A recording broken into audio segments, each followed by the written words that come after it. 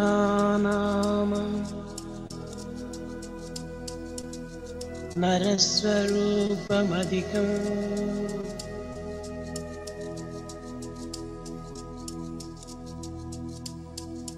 प्रच्छन्नगुप्तं धनम्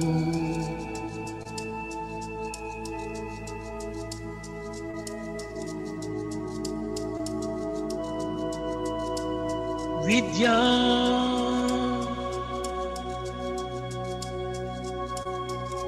भोगकरी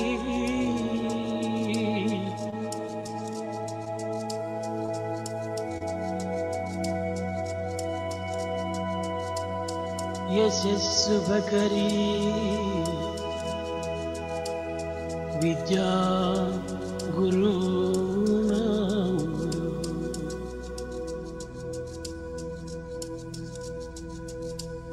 विद्या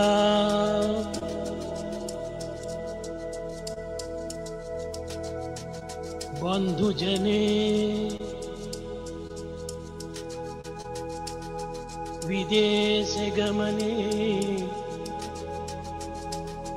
विद्या परम लोचनम्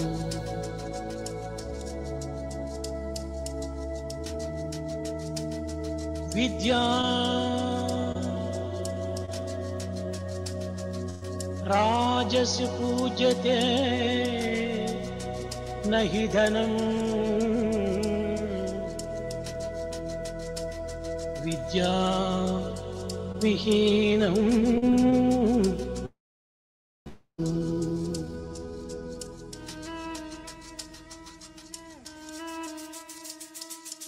विद्यानाम नरस्वरूपमधिकम्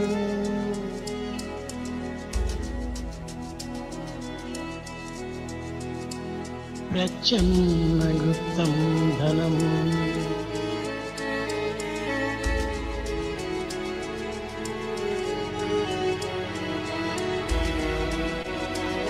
विद्या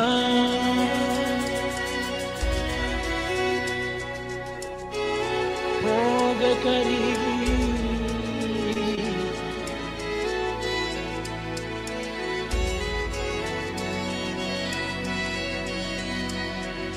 यशस्सुभकरी विद्या गुरुणां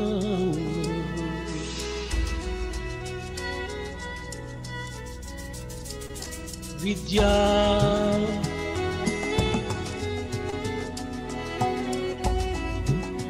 बंधुजने विदेश गमने विद्या परम लोचनम्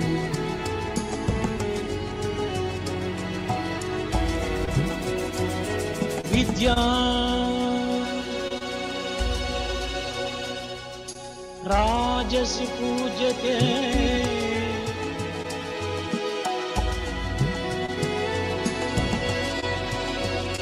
नहि धनम्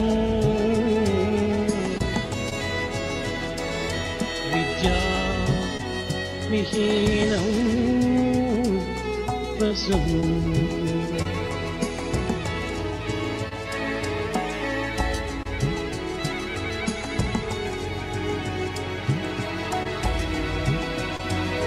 विद्या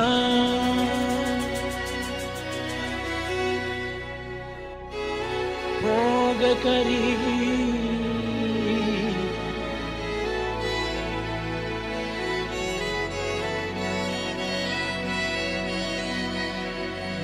विद्यानाम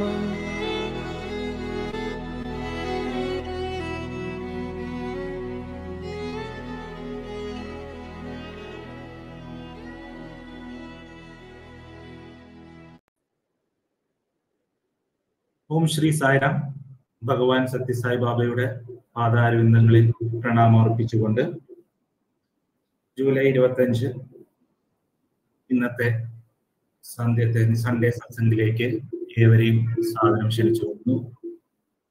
നമുക്ക് ഏവർക്കും അറിയാം, 24-ാം തീയതി ഇന്നലെ ഗുരുപൂർണിമയായിരുന്നു. പുട്ടപ്പർത്തിയും അതുപോലെ തന്നെ സ്വാമിയുടെ എല്ലാ ഡിവോട്ടീസും ലോകമെമ്പാടും ഗുരുപൂർണിമ ആഘോഷിക്കുകയുണ്ടായി. നമ്മൾ ഏവരും ഇന്ന് ഈ ഞായറാഴ്ച വളരെ സത്യം പറഞ്ഞ സ്വാമിയുടെ ബ്ലെസ്സിങ്ങാൽ സ്വാമിയുടെ തന്നെ one of the chosen gurus Shri Sanjay Sahni സാറാണ് ഇന്ന് നമ്മോടൊപ്പം ഉള്ളത്. ഈ ഒരു വേളയിൽ സ്വാമിയോട് അത്രയധികം നന്ദി എല്ലാവരുടെയും പേരിൽ ഞാൻ രേഖപ്പെടുത്തുന്നു. ശ്രീ സഞ്ജയ് സാഹ്നി സാറിനെ പറ്റി ഏവർക്കും അറിയാമെങ്കിൽ കൂടിയും എൻ്റെ ഒരു കടമ ഞാൻ നിർവഹിക്കട്ടെ. ശ്രീ സഞ്ജയ് സാഹ്നി സാർ 1982 മുതൽ 87 കാലഘട്ടത്തിൽ Shri Sathya Sai institute of higher ലേണിംഗിലെ വിദ്യാർത്ഥിയായിരുന്നു. ബികോം എംകോം കോഴ്സുകൾ ഇന്റഗ്രേറ്റഡ് കോഴ്സ് ഗോൾഡ് മെഡലോട് കൂടിയാണ് അദ്ദേഹം അവിടുന്ന് പാസ്സായത്. അത് കഴിഞ്ഞ് അദ്ദേഹം ഡിപ്പാർട്ട്മെന്റ് ഓഫ് കൊമേഴ്സിൽ ഫാക്കൽറ്റി മെമ്പറായി സേവനമനുഷ്ഠിച്ചു പ്രശാന്തി നിലയത്തിൽ. 1990 മുതൽ 93 വരെ പ്രശാന്തി നിലയം സീനിയർ ബോയ്സ് ഹോസ്റ്റലിന്റെ വാർഡനായിരുന്നു. അതിനുശേഷം അദ്ദേഹം ഡിപ്പാർട്ട്മെന്റ് ഓഫ് കൊമേഴ്സ് ബൃന്ദാവൻ ക്യാമ്പസിലെ അധ്യാപകനായി സേവനമനുഷ്ഠിച്ചു. 2002 മുതൽ അദ്ദേഹം ബൃന്ദാവൻ ക്യാമ്പസിന്റെ ഡയറക്ടറായിരുന്നു. 2016 മുതൽ Shri Sathya Sai institute of higher ലേണിംഗിന്റെ കൺട്രോളർ ഓഫ് എക്സാമിനേഷനായി അദ്ദേഹം സേവനമനുഷ്ഠിക്കുന്നു. നമുക്ക് ഏവർക്കും അറിയാം, സാഹ്നി സാർ ഒരു വളരെ ഗിഫ്റ്റഡ് ഓറേറ്ററാണ്. ഒരുപാട് സ്പീച്ചസ് സ്വാമിയുടെ പ്രസൻസിലും അല്ലാതെയും ലോകമെമ്പാടുമുള്ള സ്റ്റുഡൻസ് എല്ലാം അദ്ദേഹത്തിന്റെ സ്പീച്ച് കേട്ടിരുന്നു. ഒരുപാട് വളരെ എല്ലാവർക്കും വളരെ പ്രിയങ്കരമായിട്ട് പല സബ്ജക്റ്റിനെ പറ്റിയും സ്വാമിയുടെ പല എക്സ്പീരിയൻസിനെ പറ്റി വളരെ മാധുര്യത്തോടുകൂടി സംസാരിക്കുന്ന ഒരു ഗിഫ്റ്റഡ് സ്പീക്കറാണ് ശ്രീ സാഹ്നി സർ. ഒരുപാട് ദീർഘിപ്പിക്കുന്നില്ല. പേഴ്സണലി പറയുകയാണെങ്കിൽ 2005 മുതൽ സാറിന്റെ അവിടെ വിദ്യാർത്ഥിയായിട്ട് പഠിച്ച കാലം മുതലുള്ള സാർ ഒരു ഗൈഡായിട്ട്, ഒരു വിംഗ് ടീച്ചറായിട്ട്, അക്കൗണ്ട്സ് ആണെങ്കിലും അവയർനെസ് ആണെങ്കിലും ഒരുപാട് സാറിനോട് സാറിന്റെ സ്പീച്ചുകൾ കേൾക്കാനും ക്ലാസ്സുകൾ കേൾക്കാനും ഭാഗ്യം ലഭിച്ച ആ ഒരു ഓർമ്മകൾ ഞാൻ സ്വാമിയോട് നന്ദിപൂർവ്വം ഇന്ന് സ്മരിക്കുന്നു. അദ്ദേഹം ഈ കഴിഞ്ഞ 2019 കൂടി ബൃന്ദാവൻ ക്യാമ്പസിന്റെ 50-ാം ആനിവേഴ്സറിയിൽ ബൃന്ദാവനിൽ വനിടകളപ്പോൾ സാറായിട്ട് പങ്കുവച്ച നിമിഷങ്ങൾ ഇന്നും ഓർക്കുന്നു. ഇന്ന് നമ്മോടൊപ്പം ഞാൻ നേരത്തെ പറഞ്ഞ പോലെ ഗുരുപൂർണിമയായത് സാഹ്നി സാർ നമ്മോടൊപ്പം സംസാരിക്കുന്നത് സ്വാമി അവർ ജഗത് ഗുരു എന്ന ഒരു ടോപ്പിക്കിനെ പറ്റിയായിരിക്കും. സാറിന്റെ സംഭാഷണ വേളയിൽ ചോദ്യോത്തരങ്ങൾക്കുള്ള അവസരം ചാറ്റ് ബോക്സിൽ നൽകുന്നതാണ്. ചോദ്യമുള്ളവർക്ക് ചാറ്റ് ബോക്സിൽ ചോദ്യം ഉന്നയിക്കാം. സാറിന്റെ സംഭാഷണം കഴിയുമ്പോൾ അവസാനം നമ്മളത് സാറിനോട് ചോദിക്കുന്നതായിരിക്കും. Sir, with honour and privilege, utmost prayer to Swami, I invite you for today's evening session. Swami, our Jagath Guru. Sir.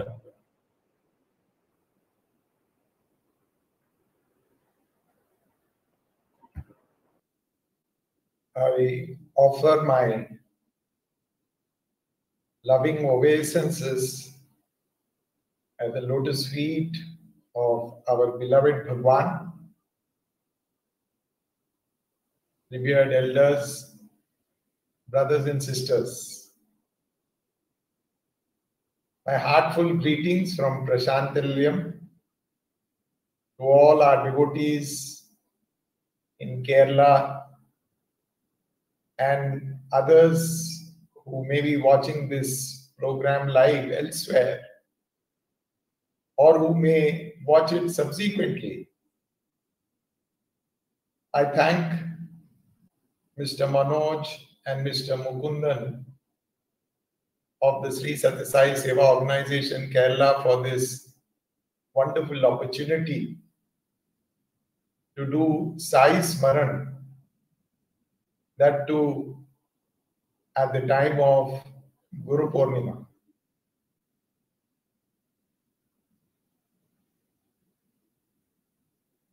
The subject that has been given to me today is Swami, our Jagath Guru. And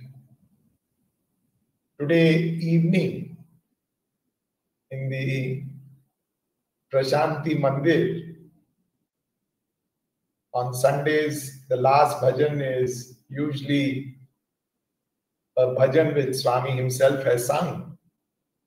And the bhajan that was played on the audio system was Manasa Bhajare Guru Charanam. Dustara Bhavasagar Taranam. This was a bhajan, in fact, the 20th of October 1940, when Swami came back from school, threw his books and told people at home, I am leaving. My devotees are waiting for me. I have work to do. I cannot stay longer. He gave up, apparently, from a worldly point of view, his small family. But then, through that simple act, he made and identified himself with entire humanity as his family. And his own family members, his parents, his brothers and sisters, they also became his devotees and became part of the Sai family. So, even as a 14-year-old boy, Swami identified himself as the Guru. And the bhajan which he taught us, it is addressed not to this person or to that person, not to any specific national of any country, let alone India.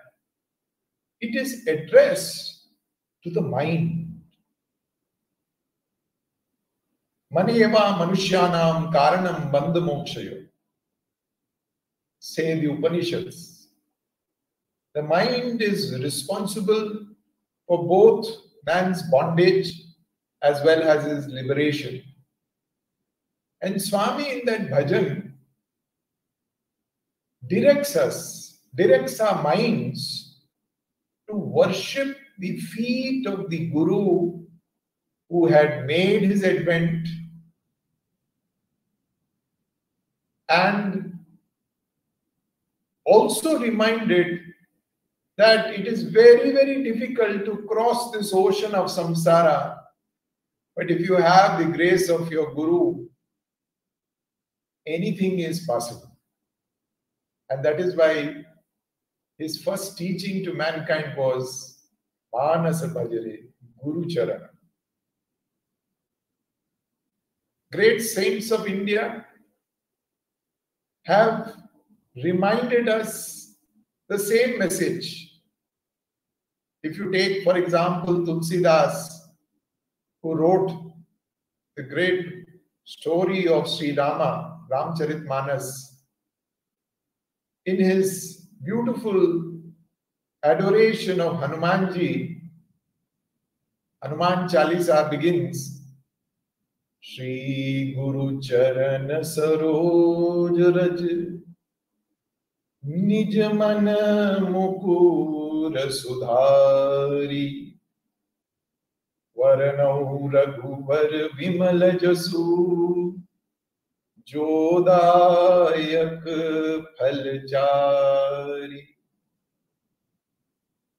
So in his very opening stanza, Tulsidas says, worship the feet of Guru. Before even I begin narrating the glorious story of the Lord, the fruit of which is that all the four goals of life, dharma, artha, kama, moksha, will accrue. Even before I start doing that, I worship the feet of Guru. Not merely the feet, he calls it the lotus feet. And he says, I take the dust of the lotus feet of the Guru and With that, I clean the mirror of my mind. The mind becomes clean and pure, and that is the foundation, the preliminary requisite before we take up the contemplation of the Lord. So, in the same spirit, we place our mind at the lotus feet of our Bhagwan, our Jagat Guru, as we commence this satsang. I remember once I was at that point of time a second-year undergraduate student, and Swami had called some devotees to the interview room, and I was the only student whom he also picked up for that interview. Of course, to all the members there, after speaking in general, he took them in small groups and spoke to them, except me. So the general discussion outside in the outer interview room was the reason why he had called me. And in the course of that interaction, one statement which he made, which has lingered in my mind. He was referring to devotees, especially from far-off countries, foreigners. And he said, see, so much devotion the foreigners have. They are like the bees.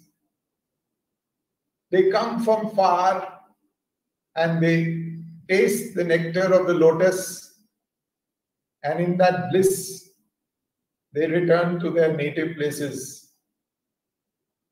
Don't be like a frog around the lotus, all the time near the lotus, but do not recognize its value.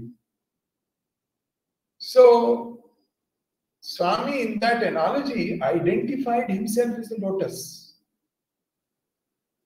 The lotus is so important in the spiritual sense because one, it is a symbol of purity. It grows in the dirty water, but it rises above the water. Though it is sustained by the dirty water, it is all the time living in the dirty water, but the lotus itself is above the water. And that is a symbol of how it is in the dirt, but the dirt is not in it. And not only it has the capacity to be above the dirt and the dirty water, if a bee comes and sits on that lotus, it keeps the bee also away and above that dirt and above that filthy water. And that is why the saints of India and Swami in that same tradition remind us, oh mind, take this mind and put it at the lotus feet of the beloved Master, so that his purity becomes an integral part of your life as well. Why does Tulsidas say that I take the dust of the feet and place it on my eyes? The dust of the feet of the Guru, I place it on my eyes, and with that clean the mirror of my heart, because this is not ordinary dust. The dust of the feet of the Guru is a dust which will not close the eyes. Normally when dust falls on the eyes become closed. But this is something which will open your eyes. Yesterday, in his message to all of us in the Sai Kulwant Hall, Swami said, the Guru is like an alarm clock. Just as the alarm clock awakens us at the right time, in the same way, the Guru comes into your life not to throw dust on your eyes, but to awaken you to what? To the reality that you yourself are. He is not telling you something which is unknown to you. It is there, deeply embedded in your heart, and he awakens you to that reality. And Swami in his discourses has said that if you do not find a guru in the outside world, there is nothing to worry, because God himself is sitting in your heart. He is the Hridaya Nivasi, and he is your true guru, and he will guide you. So from that point of view, Bhagwan, when he announced on the 20th of October, worship the feet of the Guru, he will take you across this difficult samsara, ocean of samsara. He was not just referring to himself. He was just an external manifestation of the Guru, the divine Guru who is there in each individual heart. And if only we listen to him, we will also get the benefit of the grace of the Guru. Personally, I remember the word Jagath Guru has been used here in the title of today's Satsang. This was a word which I was not very familiar with till Swami impressed upon me the significance of Jagath Guru. It was Dasara 1983, and Swami had picked up some students to speak during the Prashanti Vidwan Mahasabha at Prashanti Nilayam. So one day he called the four of us students and was interacting with us in the interview room. Or it was the green room of the Purna Chandra auditorium where we met him. So Swami asked each one, what is your subject? And then when he came to me, I said, Swami, I would like to speak on Sai or Sadguru. And immediately Swami asked, who is a Guru? And I knew that he would not be satisfied by just translating the word Guru, so I kept quiet. And then Swami said, Guru stands for darkness, the darkness of ignorance. And Ru, the second syllable, is one who removes that darkness. So Guru is one who removes the darkness of ignorance which has covered our vision. And then he said, who is a Sadguru? So I was a little familiar with the literature of the saints of our country. I said, Swami, Sadguru is one who takes us across the ocean of samsara. And he was satisfied. And then he said, Sai is not just Sadguru, he is the Jagath Guru. And that was a revelation that Swami, the Swami whom I adored as my Sadguru, was not only my Sadguru, he was the Guru of every individual in the whole world. So my first acquaintance with Jagath Guru terminology was through Swami. And I recall at this juncture a conversation that our first Vice Chancellor, Professor Vinayak Krishna Kokak, had with Swami. He asked Swami, Swami, what is the difference? He had been a follower of Sri Aurobindo. What is the difference between Sri Aurobindo and you? And Swami promptly replied, Aurobindo is Vyaktinath. I am Loknath. So again, he identified himself as the Guru of whole humanity, giving validity to our referring to him as the Jagath Guru. Many decades ago, I remember one of my students narrating this experience of his father. He was a banker. And one day he was in office and there's this German individual, citizen, who walked into the bank.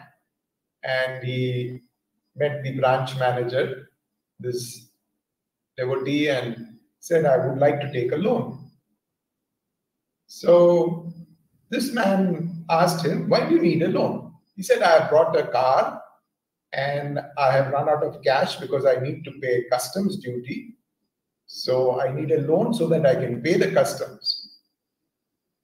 So this branch manager advised, there is no necessity for you to take this loan. All that you need to do is just make an entry in the passport, get it entered that you are bringing car, and when you go away, you can take the car with you and you don't have to pay customs duty. He said, no, I want to leave the car here. Now it was surprising for the branch manager. He said, why you want to leave the car in India? He said, I have purchased this car for Bhagwan Sri Sathya Sai Baba. I pray that he accepts it from me. And that is why I need to pay the customs duty. Now the branch manager asked, just a few minutes ago you were saying that you are coming to India for the first time. And in your first visit, you want to give a car to Bhagwan Baba. He said, yes. For me, it is my first visit to India. But Bhagwan Baba has come to my home in Germany so many times. Not in the physical sense of traveling all the way to Germany, but in his divine manifestation, he has connected with his devotees all over. So this was a memory which I have, how from far off Germany, somebody came all the way. Another experience I have 2 years ago, I happened to visit Malaysia. They were having their national convention of devotees, which was organized in a province called Penang. Penang province in Malaysia has a large proportion of Chinese settled down there. And in the Sai organization also, we had a lot of Chinese devotees. And they were hosting all the citizens of their country in that national Sai conference. But one thing which really moved my heart, there were about 100 Chinese who did not understand one word of English. And yet they came all the way to attend that conference. And so there were some parallel sessions also going on. Some meetings were common, some were parallel sessions where some English-speaking Chinese devotee would translate for those people who didn't understand Chinese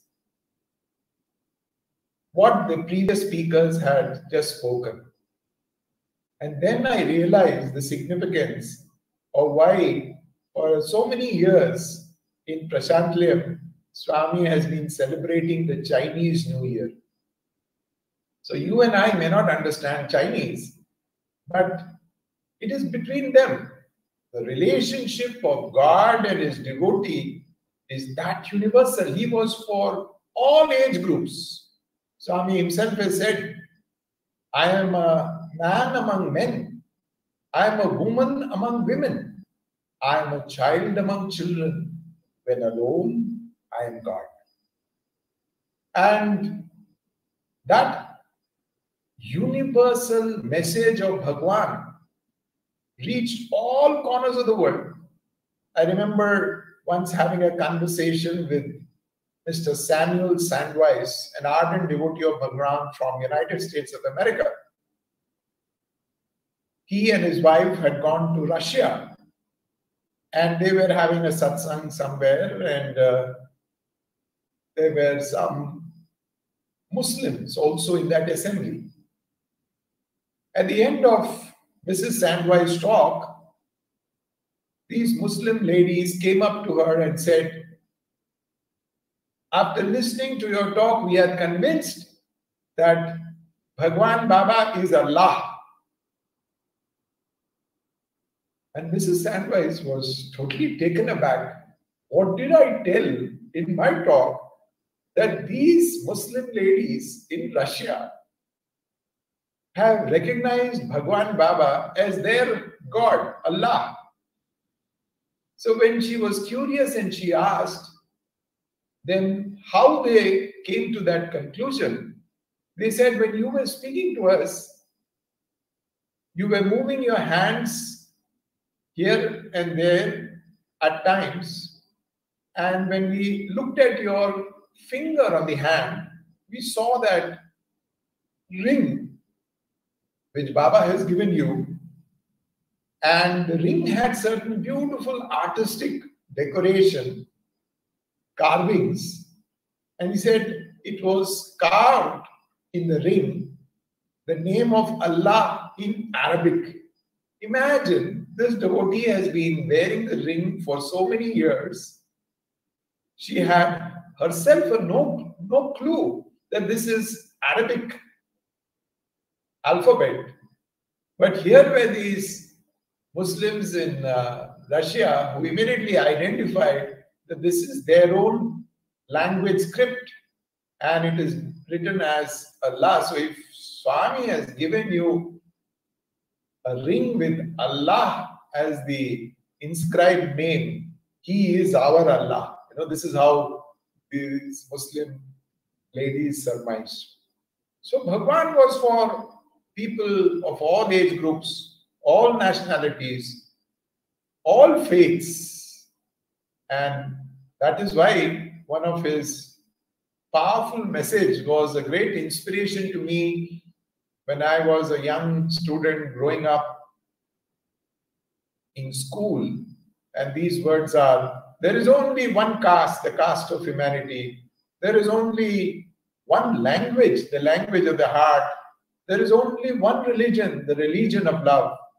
And there is only one God, and he is omnipresent. That was the message of Bhagwan Baba for humanity. I would like to take up today some reflections on a beautiful message that Swami gave us on 19th of July. It is just around this time of the year, but more than 50 years ago, 1970. I came across this beautiful discourse of Bhagwan, in the course of which he says, I was speaking to the permanent residents of the Prashantilayam ashram the other day, and I mentioned to them these 5 points of discipline. And I am sharing this with you also, because if you adhere to these disciplines, Swami felt that this was so important that he wanted to share it not merely with the permanent residents of the ashram, he wanted to share it with everybody on that occasion who had assembled there. And he said, if you follow these 5 disciplines, the Pancha Pranas of life at Prashanti, he said, you will also make your own homes a Prashanti Nilayam. Look at the universality of Swami's message. He said, if you follow these 5 disciplines, you can make your own home a Prashanti Nilayam. And when your homes become a Prashanti Nilayam, it will have its own spillover effect on the villages and the towns and cities where you stay. And through that, it will spread to the nation. And through that, it will spread to the whole world. And the whole world will be transformed into Prashanti Nilayam. So I was so enamored by the message of Bhagwan. Look at the Jagat Guru speaking. When he gives a message, he's not just concerned with the people whom he is talking to. His message is for the whole world and for people of all time. So I thought I'll just share some reflections on these 5 Pancha Pranas of life at Prashanti. The first, he said, is silence. Second, cleanliness. Third is love. Fourth is service, seva. And fifth is hatelessness. He said these are 5 disciplines. If you follow, you can make your own homes a Prashantalayam. And that is the purpose why we are there in the Sri Sathya Sai Seva organization. And by associating with the work in the organization, how even today, by practicing these disciplines, we can benefit and experience Bhagwan in our life and in our day-to-day interactions.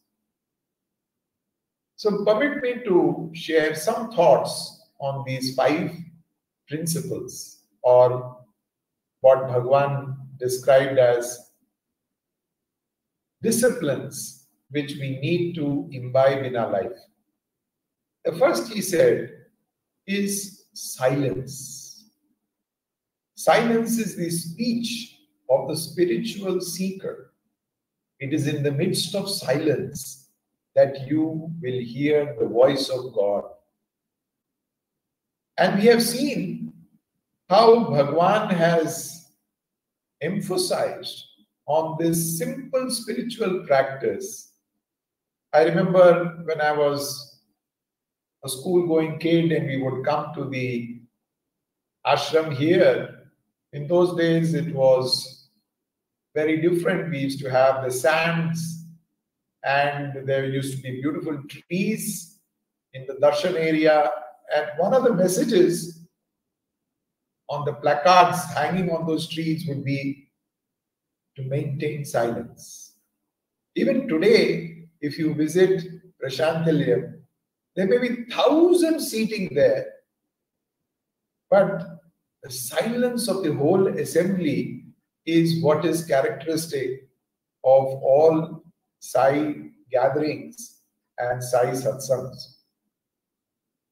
And this is a very important spiritual practice. I was once in the interview room with Bhagwan with another student. And Swami, in the course of his interaction, he said, what is special about being a Sai student? And he put 2 qualifications. He said, 1, a Sai student will talk less. And second, he will have minimum connections. The connection in the Sai organization is heart to heart, love to love, directly with Swami. Incidentally, through various activities of the organization, we associate with each other. But the real bond is with our beloved Bhagwan. The first principle he identified is to talk less. And I recall at this juncture what Swami shared with a student in Brindavan many years ago. One day, the evening bhajans in the dining hall of the Brindavan students' hostel had got over, and I was waiting at the edge of the prayer wall, waiting for the students to leave the hall, and then I would also come out. And this student comes to me and his eyes are red. Apparently, he has been weeping. He said, "Sir, can I talk to you?" I thought if I talk to him in public, he may break down in the condition that he was in. I said, "Come, we will go to our room and we will talk there." So I took him to my room and asked, "What is the matter?" At that point of time, Swami was in Prashantli. During the bhajans, this student saw Swami standing in front of the altar, right in the front, and he was also seated somewhere nearby. And to his utter shock, he found that Swami was weeping. Tears were flowing down his eyes. And all the time he's looking at the student and said, how many times I've told you, talk less, you never listen to me. And saying that, Swami was weeping. So seeing Swami weeping because of him, the boy also started weeping. And he was very sad that because of him, Swami was put to so much of sorrow and trouble. So he asked me, sir, if I have hurt Swami so much, from tomorrow onwards, I want to maintain maunam, complete maunam. Is it fine? Now he's a student, attending college, going to classes. I said, see, this is not practical. And you cannot sustain it for a long period of time. Because tomorrow, your teacher in the class asks you a question. You have to answer. You can't say, I'm practicing maunam. So I gave him a suggestion. I said, there are occasions when you can practice maunam. Whenever you gather in an assembly, say you have come to prayer in the college, or you're attending bhajan in the prayer hall, or you go for your meals to the dining hall, or you go to the Sai Ramesh hall, darshan area, when Swami is coming out for darshan.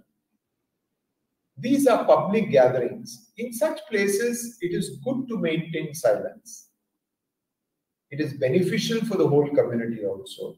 So practice silence during these public gatherings. This much you do, and I gave that advice.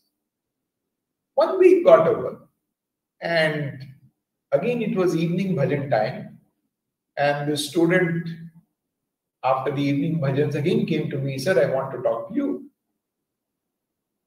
I said, come, we'll go to the room, we'll talk there. So I took him to my room and I said, what happened? He said, today again Swami came, and this time he was very happy and he was smiling, and he expressed his joy seeing me all the time. For 1 week, the student had practiced this simple advice that I had given him of how to practice minimization of talk and see the Sulabh Prasannaya Namaha. That's how one of the Namavalis describe him in the Ashtotram of Bhagwan. He was so delighted that he came and manifested only for the student's eyes and expressed his joy of practicing. So silence is something which is very, very dear to Bhagwan.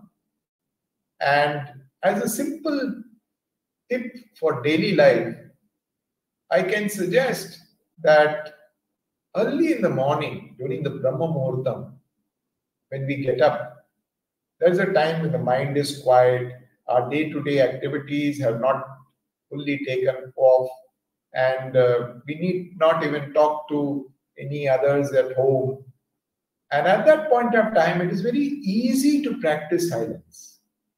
So if we practice silence, Bhagwan, as he has assured us, he will give us that experience of listening to that inner voice, which is nothing but, as he says, God's voice within you. So this is the first discipline Swami prescribed for all his devotees staying in the ashram.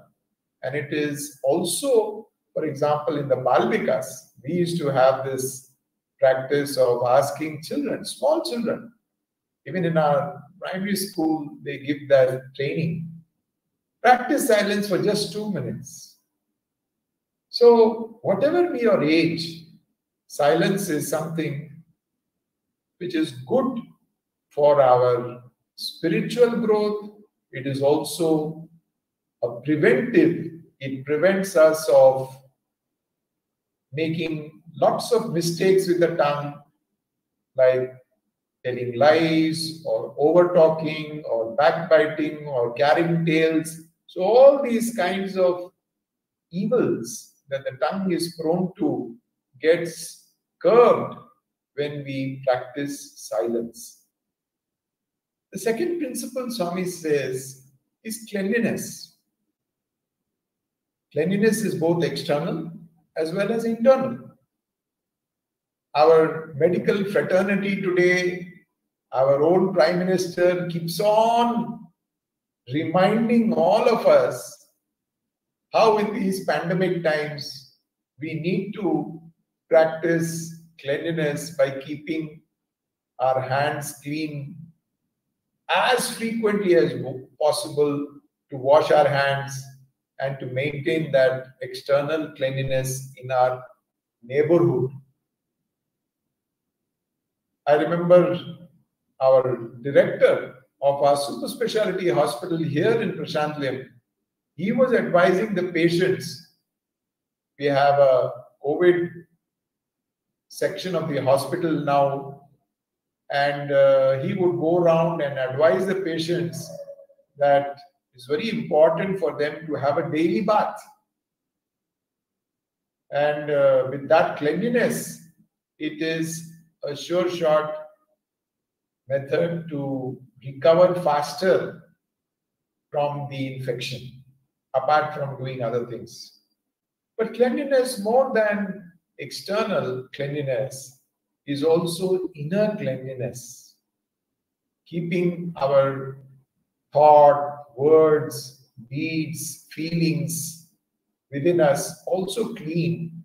And this is a function of what Swami would call ahara and vihara. Ahara is the food we take. So what kind of food we should eat? Swami has prescribed to us. I remember on a birthday discourse, he said, my devotees will not do three things. They will not eat non-vegetarian food, they will not smoke, and they will not drink liquor. Now, when Swami was in his teens, he would not speak directly to people. His advice was more indirect. But in later years, he came out directly and would openly tell what he liked and what he did not like, what was good for us, what is not good for us.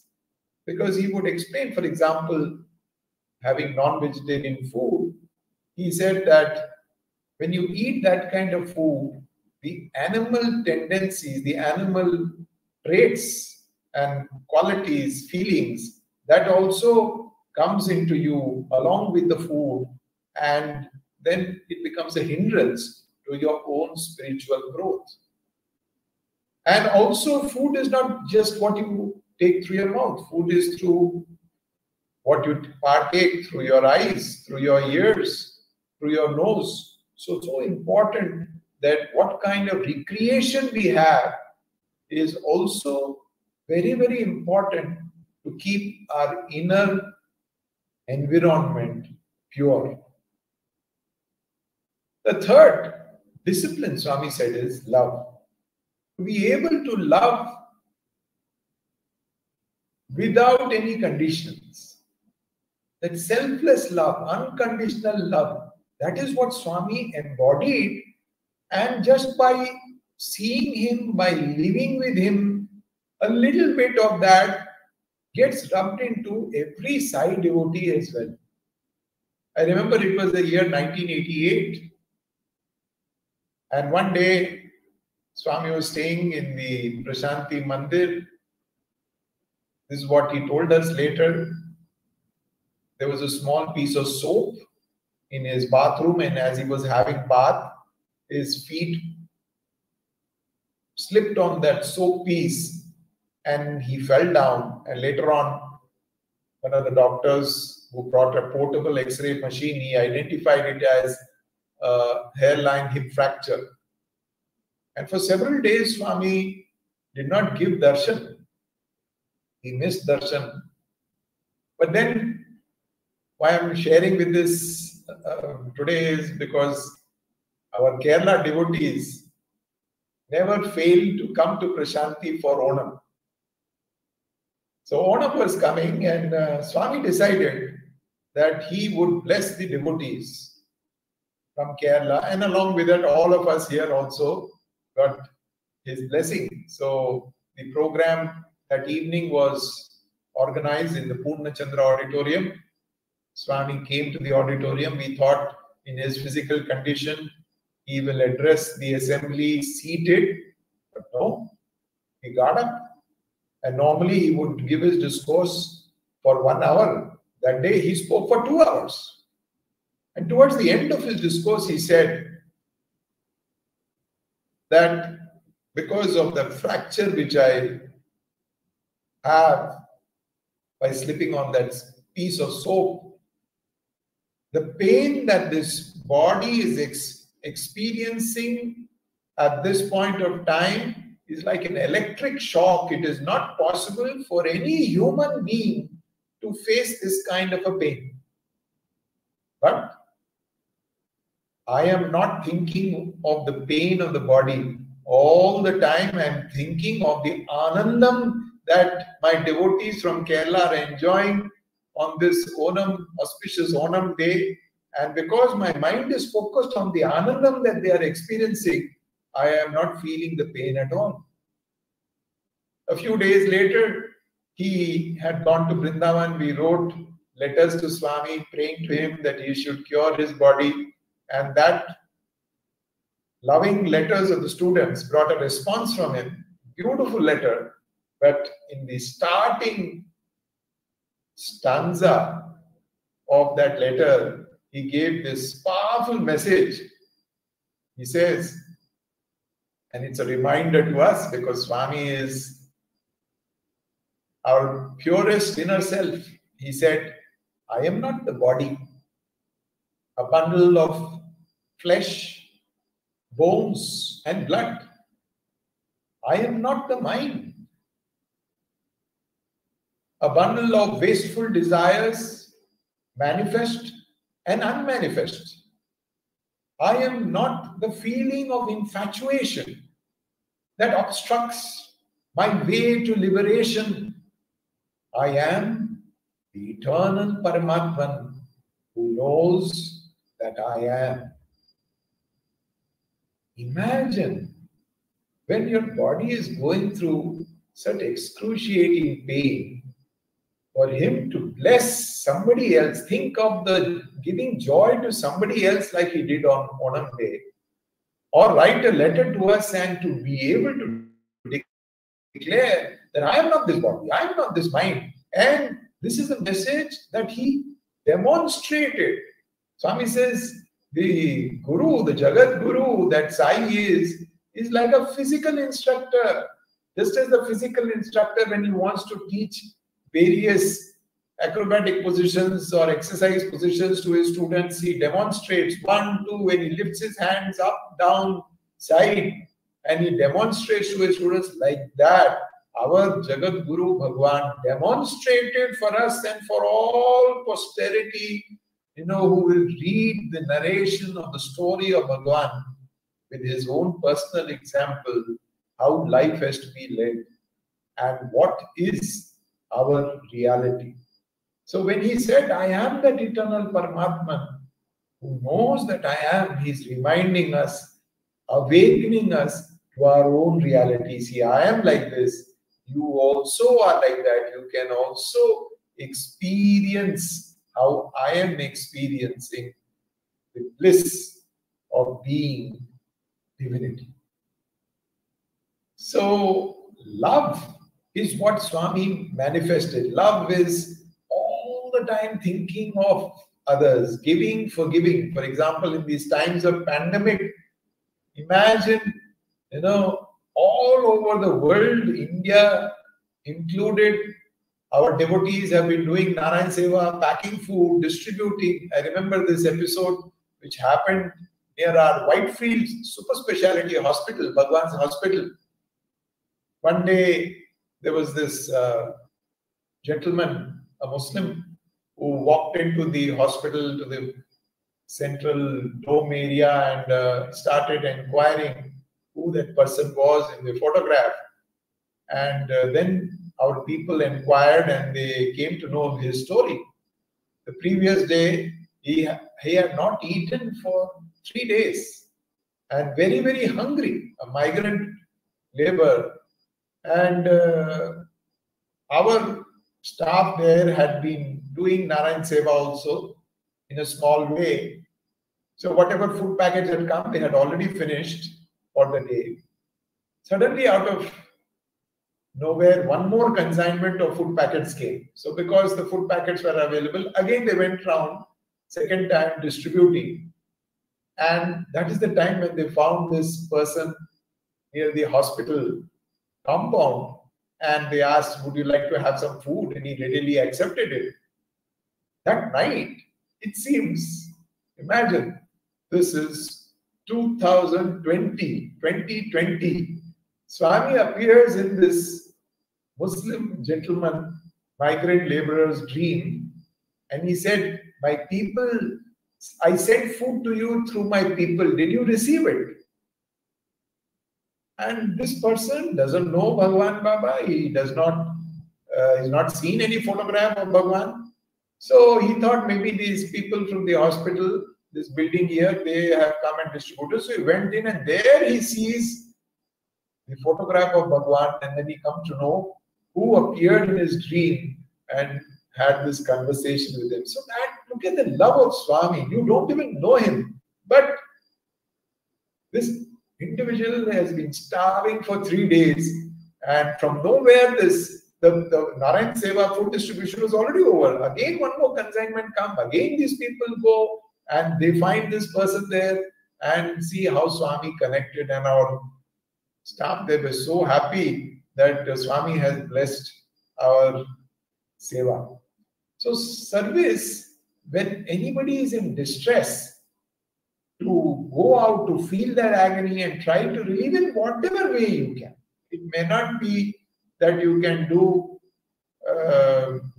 great things, but just to show your love, your compassion, your concern in whatever way you can, that itself is a discipline. In fact, I recall one of our senior faculty, when he was young, he had this experience with Ishwaramma.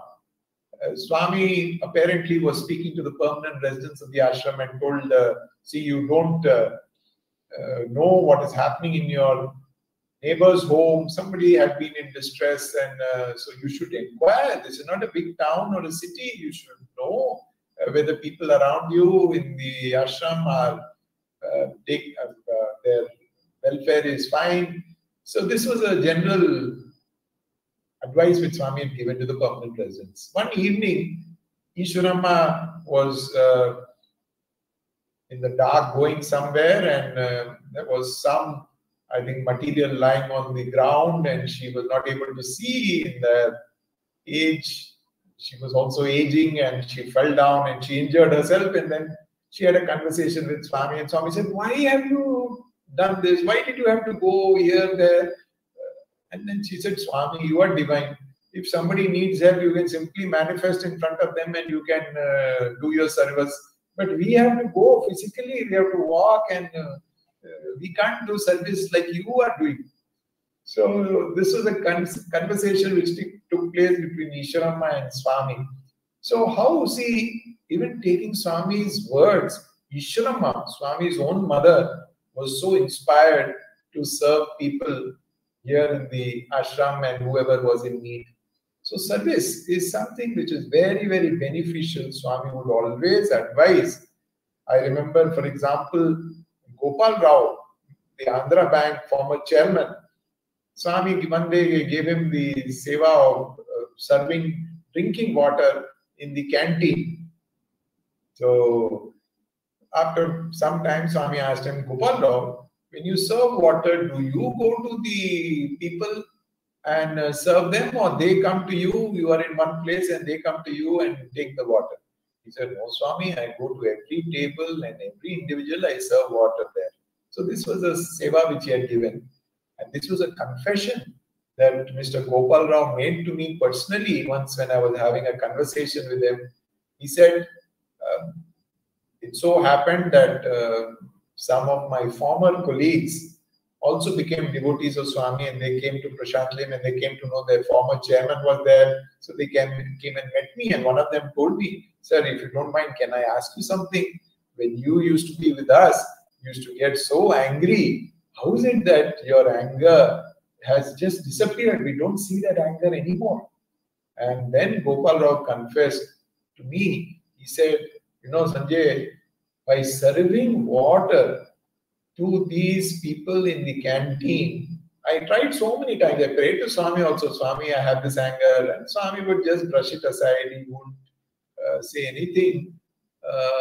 But one day, when this man told, I discovered that just by serving drinking water to the people in the South Indian canteen here, where my anger just slipped away, I myself don't know. You see, the power of seva. It is not just the other person you are serving. In fact, Swami says, always remind yourself that you are serving yourself. And the last one is hatelessness. Adveshta sarva bhutana. Don't have any ill will for anybody. Pray. Loka samasta sukhinu bhavantu. Even if, there is somebody whom you consider as a risk or a danger or a threat. For example, I have this experience from my days at Brindavan. When I was staying there, I was the principal of that campus. So one day, I was told by our teacher in charge of the gardens that behind our library area, some of our garden workers were working and they found a snake going into a hole. So because it was their work area, they were a little worried. So with the instructions of the teacher, they put mud into the hole and covered it up so that the snake would not come and trouble them. Shortly thereafter, I get a phone call from another colleague of mine. He said, I had a dream and it seems there is some snake which had gone into a hole and your people have put mud in it. This is what he sees in the dream. It is struggling inside the hole. Can you please relieve that snake? It was a very startling thing. In a colleague's dream, he is seeing that the snake is struggling in the hole. So I called our teacher and said, "See, this is what has happened. So can you just do the needful?" And he instructed the workers, they removed the mud, and after some time they saw the snake coming out of the hole and it went away. But one thing, for years together, I can say with full confidence, it was a very small gesture on our part that day, but till I came away from Brindavan to Prashantlim, there was never ever any instance of any student or any staff member or any worker, anybody ever having been bitten by a snake. See, when you practice Adveshta Sarva Bhutanam, we used to meet snakes. We used to catch, we found a method to catch the snakes and then we would take them and leave them outside the ashram somewhere where they would not be a risk to anybody. But we would not kill the snakes. So a simple gesture of practicing Adveshta Sarva Bhutanam had its own beneficial effects for everybody in the community. So Swami said, these are the Pancha Pranas of life at Prashanti. Practice this. And he said, this is something which everybody needs to practice all over the world. And if you practice this, you will create a Prashantilayam wherever you are. And the whole world will become a Prashantilayam. So with these few words of reflections on Bhagwan's message, I will now stop here and as Arvind said, if there are any questions, I am open to the best of my capacity, share my thoughts on your queries. Yes, sir. There are some questions in the chat box. Yeah. Sir, explain what will make our beloved Swami most happy with us, and also what action of ours makes Swami unhappy. What is the question? Explain what will make our beloved Swami most happy with us, and also what action of ours may make Swami unhappy. Yeah. So, see, normally there are 100 things which Swami would have told on different occasions. And all of us know that we have a starting trouble. If you take 100 things and try to practice it at a single point of time, you may feel overwhelmed. So best is, see, for example, today's message, the 5 principles which Swami identified as disciplines for people who stay in Prashantya. All these are dear to Swami. So take one principle, practice it for maybe just 1 week, and then see like that example I gave of that student who practiced keeping a control on his tongue for 1 week, and within 1 week Swami came and expressed his joy. So start somewhere, take something which appeals to you, and in that process Swami himself will have his own means of communicating that he is happy with you. In fact, the joy and satisfaction you feel within yourself, that itself is his direction, his guidance, his expression that he is happy with your heart. So how he will express his happiness is his choice. But our duty is take up something which is dear to him. That's why we used to tell our students, it's very important that ask yourself a simple thing. Will Swami approve this or will he disapprove this? In anything you want to do. And accordingly, if we lead our life, even if we make a mistake, the beauty of our relationship with Swami is he has his own ways of drawing our attention to our mistake so that we can take corrective action, remedial action. So the whole purpose of my sharing that beautiful discourse of Bhagwan is to identify 5 things which he likes. So any one of them, start somewhere. Don't have a starting problem. Till I know everything that Swami likes, I'm not even going to make my first step forward. So this is my thought on that question. Okay, sir. Next one, sir. As an academician trained in Swami's teachings, can you elaborate the challenges and how did you guide the youth who are turbulent in current times? As an academician, how did you face the challenges? Elaborate on the challenges and how did you guide the youth, especially in the current times? Now, current time is a pandemic time or is it in general? Sir, I think after Swami's physical. Okay. So it is in general. It's not just related to COVID time, right? Yes. Yeah. So, see, the point is Swami has given his message to all of us. And as I said, living with him over so many years, some of it you also have practiced in your life, and now you have also experienced the benefit of practicing it. Especially Sathya education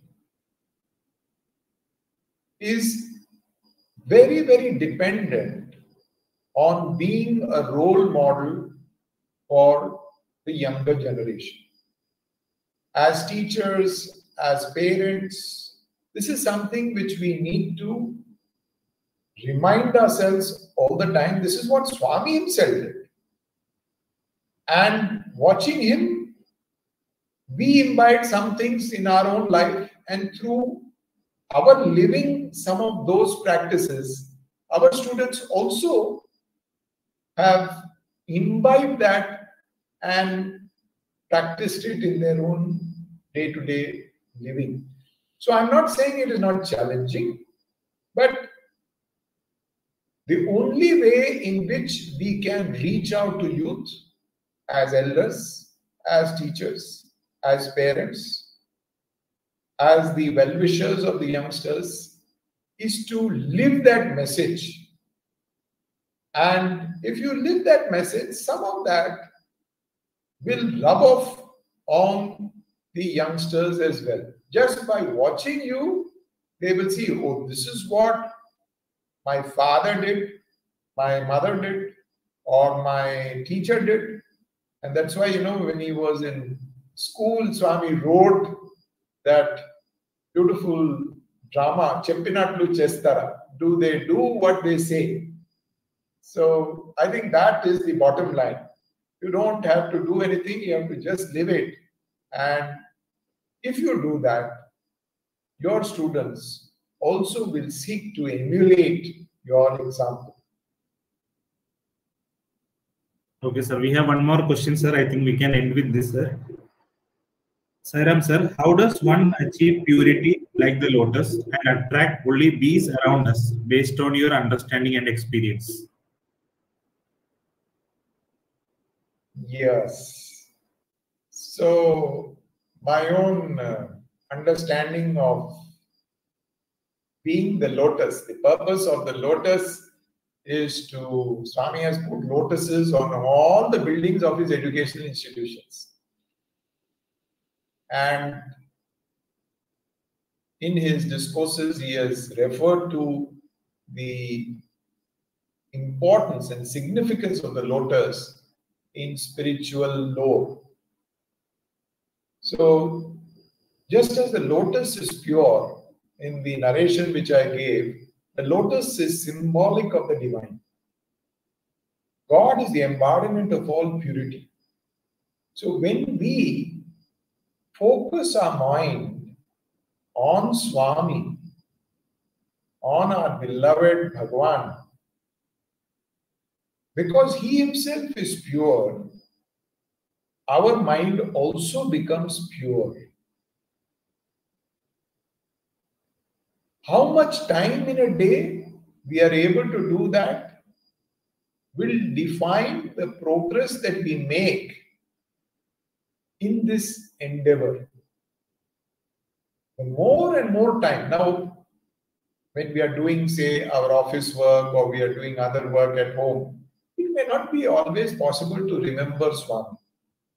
But if you do it with the bhavam that this is your offering to Swami, if that feeling is there, then you are thinking of him all the time in the backdrop of your mind. His name is very, very powerful. And as Swami has, when we say Sairam to each other, we do not understand the power that is packed in that little name of the Lord. And Swami has taken the 3 syllables of the word Ram, for example. He says Ra is the Agni Bija. The syllable Ra is Agni Bija. It burns all the sins of man. Papa. Then, like fire burns, so the Ra syllable in Rama. Then you have A. A is the Surya Bija. Just as the sun dispels the darkness of ignorance, so also the A Bija, has that capacity of bringing illumination within. Ajnanam. It dispels the darkness of Ajnanam. And then Ma. Ma is the Chandrama Bija. And it is having a cooling effect. The Tapa, we have so many desires. This and that, we become restless, we become agitated. So, the Ma Bija, the Chandrama, just as the moonlight gives coolness to the mind, so also the Ma Bija, it brings coolness and calms down the agitations of the mind, the tapa of the mind. So just by chanting the name Rama or Sai Ram and continuously doing it, we are actually on the path to inner purity. And as Swami has said, Nam Smarana, Nagar Sankirtan, Bhajan, all these are means, the best means in Kali Yuga to attain that inner purity and attain our unity with the divine.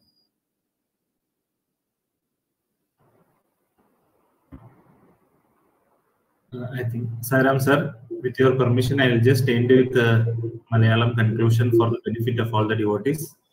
Thank you for this wonderful opportunity for Satsang. So my salutations to all of you for giving me this opportunity to be doing the Sai Smaran.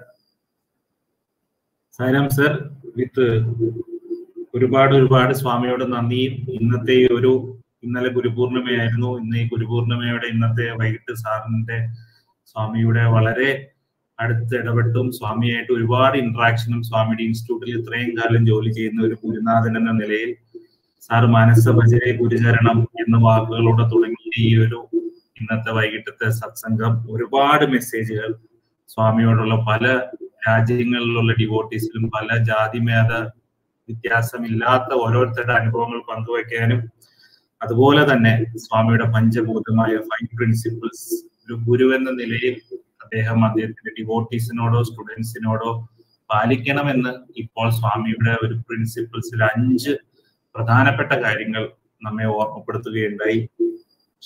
നിശബ്ദത, പരിശുദ്ധി, പ്രേമം, അങ്ങനെ എല്ലാ ഓരോ എക്സാമ്പിളും എക്സ്പീരിയൻസോടു കൂടി നമ്മെ ഇന്ന് വളരെ മാധുര്യത്തോടു കൂടി നമ്മെ ഓർമ്മപ്പെടുത്തുകൊണ്ടേ അതുപോലെ തന്നെ ചോദ്യങ്ങൾക്കുള്ള ഉത്തരങ്ങളിലും ഒരുപാട് sir from the bottom of the heart from all devotees from Kerala, we all our love and prayers to you and also to Swami, so that he has given us you on this, even on this occasion of Guru Purnima we had yesterday. It's all his blessing that you could share all these thoughts like a guru with us, so that we all can practice it, sir.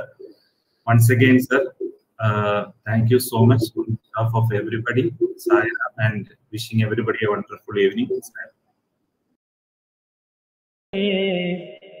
Ramarasam rasane pibare Ramarasam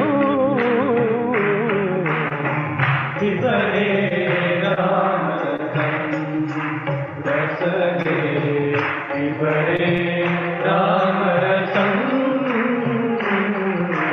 pibare Ramarasam rasane pibare Ramarasam pibare Ramarasam rasane pibare Ramarasam janana marana bhaya soka viduram janana marana bhaya soka viduram janana marana bhaya soka viduram janana marana bhaya soka viduram sakala shastra nigamagama saram sakala shastra nigamagama saram sakala shastra nigamagama saram sakala shastra nigamagama saram pibare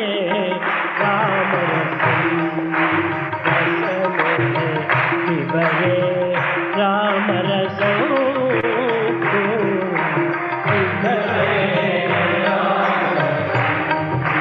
rasane pibare Ramarasam